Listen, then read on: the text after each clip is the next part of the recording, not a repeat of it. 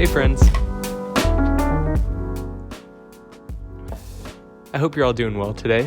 So in the spirit of actually making things and not just thinking about making things, I decided to make something today. I was feeling a little bit not under the weather, but not on my A game per se. Also, there's potentially some noise in the background, so don't mind that. But despite all the conditions that I perceived to be working against me, I decided just to turn on the camera and talk about a book that I just read that I'm very excited about, which is Kings of the Wyld. So if you've been following me for a while on whatever platform, you probably know that I read a good amount of fantasy. Before going into this book, I was really looking for something that was just sort of classic, cozy, just sort of typical fantasy to immerse myself in. I love all the new the new types of fantasy, like Brandon Sanderson and all that kind of fantasy, where it's like very much like forging its own path and doing its own thing. But going back to just like typical questing fantasy is such a cozy thing, and I was definitely looking for that. I had also heard that Kings of the Wyld in particular is just a very fun book to read. I've seen it all over the internet, people saying that it reads like a D&D campaign. So I want to talk a little bit about it today. It is classic sort of questing fantasy that feels really fresh and new because of the approach that the author took. That'll make a lot more sense in a little bit once we get more into it. Don't get me wrong, there are parts of it that weren't great, particularly the portrayal of women. I had my reservations about. Most of the major problems with that were ironed out over the course of the story, but it remains a pretty male-centric book. But in general, I just really had a lot of fun reading this book.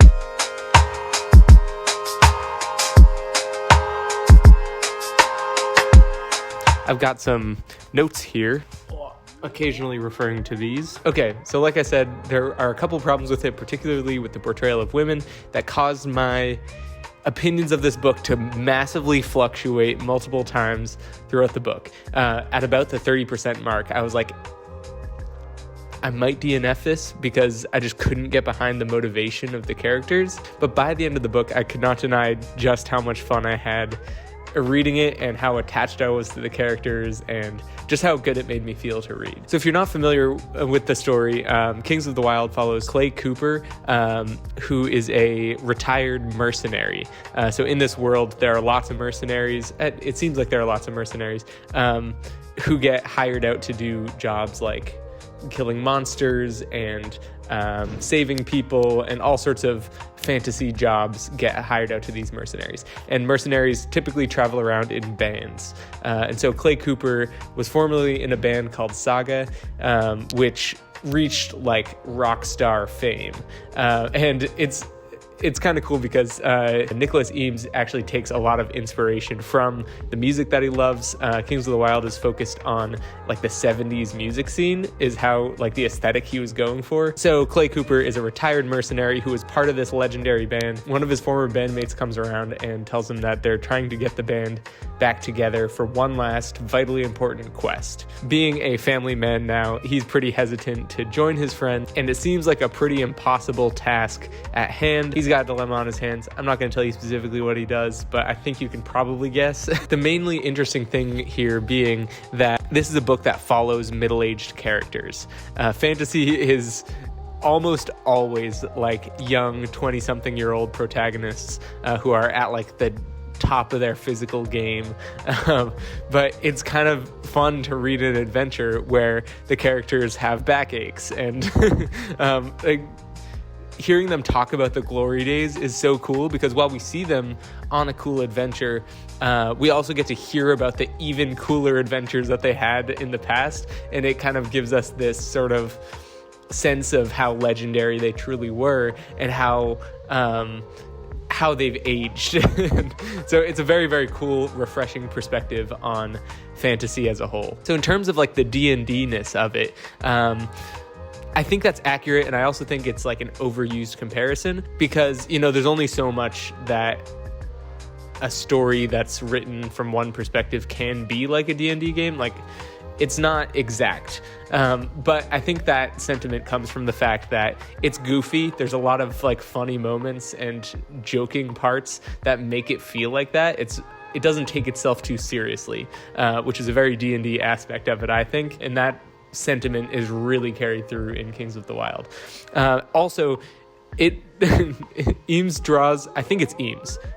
I forget if it's Eames or Ames, but I'm going to say Eames because that's what I think it is. Eames is not afraid to draw on the entire repertoire of fantasy monsters. Everything from like dragons and wyverns to like kobolds and etins, I think is how you say it. Like some of these I didn't even know before I read this.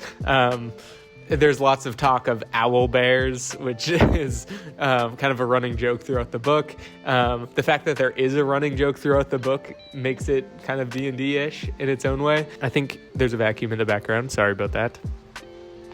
Oh, yeah, I want to show you the map of this world. In the context of monsters, that's pretty important because there's this big swath of the Wyld running straight through the middle of the map.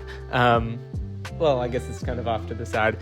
It's a really, really big, like, feature of this world, and you see that in the story, like, it's, on the minds of all the mercenaries, and it's an obstacle, and it's home to all these monsters, and it's referenced so much. That setting is very important to the story.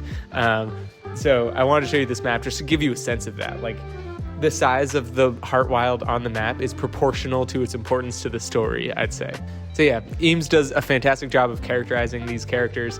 By the end of it, I was so attached to all of them. They just have such a good chemistry and camaraderie together. Yeah, they were just so much fun to watch do anything. But let's talk about how I got there, because I wasn't always rooting for them. For that particular reason I mentioned before, of the issue of how women are portrayed. At the beginning, I wasn't super impressed. Like, the only women in the story were really side characters and stuff. But as the story progressed, we slowly got more and more women. We ended up with a few that are like very sort of central to the plot and important, which I think could mostly address that issue. It is still very much a male-centric story. You can't exactly remedy that by having one or two well-written women. It's kind of something that has to be more baked into it, in my opinion. But the fact that we got that eased my worry about that. The central mission of the story is to save the daughter of one of the band members. And they characterize this daughter as being a really good, like, talented, capable warrior in her own right. And so at the beginning, hearing that they're trying to save this character, I wasn't totally with them on that because it sounded like she could probably handle herself. And I was like, this sounds like a false assumption that she needs saving. But as the story progressed, I saw like more and more information was revealed to us about the situation. And as that happened, I was like, yeah, like she could use a hand. Anyone would need a hand in this situation. It's not exactly a problem in the way that I thought it was at the beginning. So I'm glad I stuck with it because once that clicked for me, I was able to connect with the characters on a deeper level and actually root for them because I was with them in their goal. So some people will be with me on that, some people won't. It's all personal preference, I guess. But go into it knowing that it has some of those typical problems that fantasy often does, unfortunately, have when it comes to women's representation. All in all, though, I was really impressed by Kings of the Wyld. I cannot wait to read Bloody Rose, which is the sequel. Bloody Rose is the sort of nickname of Rose, the daughter that has to be saved. But they don't have it on Libby. I usually get my ebooks from Libby, which is a library app, and they don't have Bloody Rose at my library through Libby. So I'm going to have to find another way to get it or just wait until I'm home and buy it physically. We'll see. But either way, I'm really excited for it. That one's more based on the 80s music scene, which I'm excited for. It's kind of like a progression of chronology. It's kind of like a chronological progression, I guess. So that should be really cool. I'm really excited for that. If this sounds interesting to you and you are a fan of fantasy and want something that feels very fantasy, this is probably a good choice. It's just a fun ride and pretty lighthearted and really fast-paced. So that's all for today. I'm going to try and keep it short, just in the interest of being able to edit this and get something posted on the channel. So thank you so much for watching. I really do appreciate it. If you know someone who might be interested in this book, feel free to share this with them or send them my blog post, which is on my website, linked below. I'm trying to get a bit more consistent on here. I really want to be making videos more and more often. So stay tuned for more videos. let me know if this casual format is something that you like, because I'm really not sure what I'm going for here at the moment. I'm just trying stuff out. So let me know, and we'll see what people think. We'll see what I think. We'll see if I have fun editing this. That'll be a factor too. So thank you so much for watching.